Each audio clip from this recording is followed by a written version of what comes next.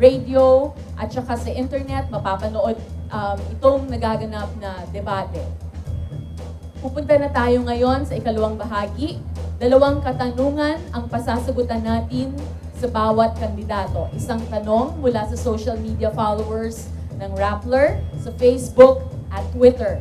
At ang isang tanong naman mula sa audience dito sa Liwasang Aurora sa Quezon Memorial Circle. Simulan natin kay Risa.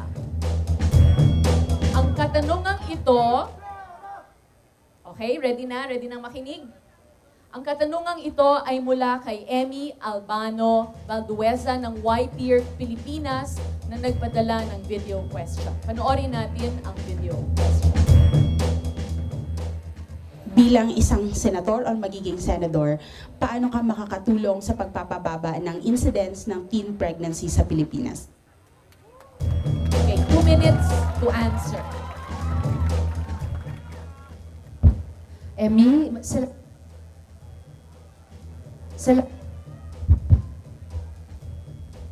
Emmy, salamat sa tanong na iyan.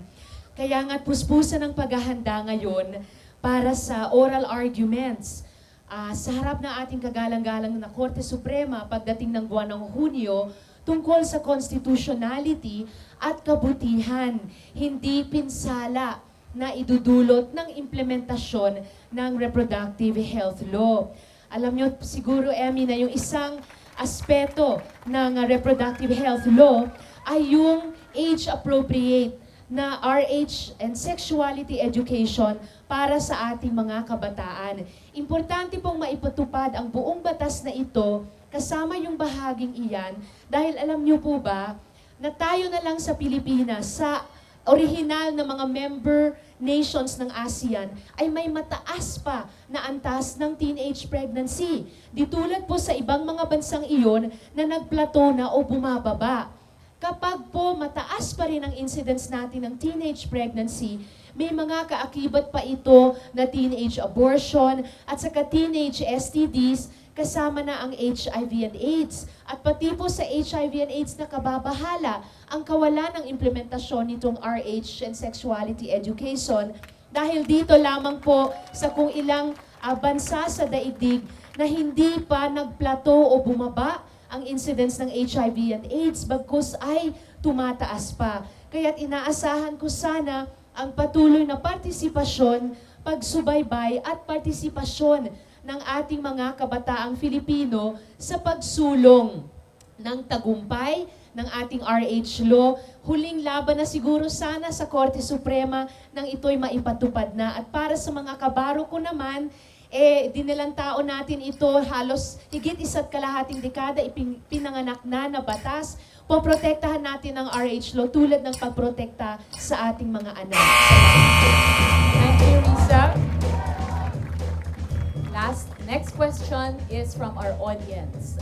Yung magtatanong po, pakibanggit po ng pangalan bago ang katanungan para kay Binibining Risa Ontiveros.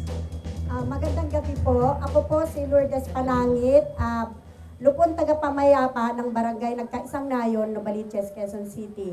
Ang tanong ko po, talamak na po ang mga batang kinikidnap para ibenta at yung lately nga po ay pinatay na. Sakaling kayo po ay alarin na mapunta sa Senado, ano po ang dapat ninyong gawin na upang malutas ang ganitong problema at maalis na ang karahasan sa mga bata? Salamat po, Ma'am Lourdes. Yang problema nakakatakot sa bawat isang nanay tulad natin at pati sa mga tatay. At isang matagal na hamon na yan, paano ba talaga gagawin nating moderno at responsive yung ating criminal justice system?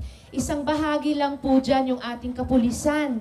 At bukod sa ating efforts na talagang i-professionalize siya, ma-internalize din nila ang kultura ng karapatang pantao at ma-institutionalize sa kanila ang transparency and accountability, maiwaksi yung kultura ng impunity, kailangan din i-upgrade natin ang kanilang mga kakayahan na mag-provide ng public safety sa ating mga bata at lahat ng pamilyang Pilipino na sila ay matuto, palagay ko at hindi rin ito pangunahin sa kung gaano sila katangkad, pero kung gaano sila kahusay at may kasanayan. So kumbaga, hindi problema yung tangkad, baka problema pa yung bilbil, saka yung kakayahan.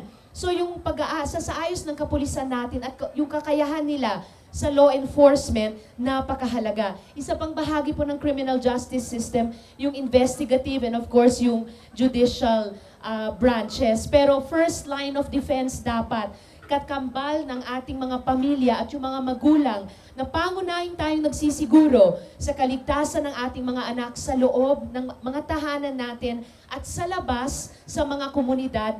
Dapat isaayos talaga yung ating kapulisan. At yan po, hindi lang pambansang concern dahil yung problema po sa krimen at pati human trafficking, karahasan laban sa mga bata ay isang pandaigdigang problema na rin. At kailangan maisaayos yung koordinasyon ng Philippine National Police at Criminal Justice System sa ASEAN at sa iba pang stakeholders sa rehiyon at sa mundo nang mabigyan ng kaligtasan ng mga bata. Salamat, Risa, at salamat din kay Aling Lourdes na nagtanong mula sa ating audience. Tingnan natin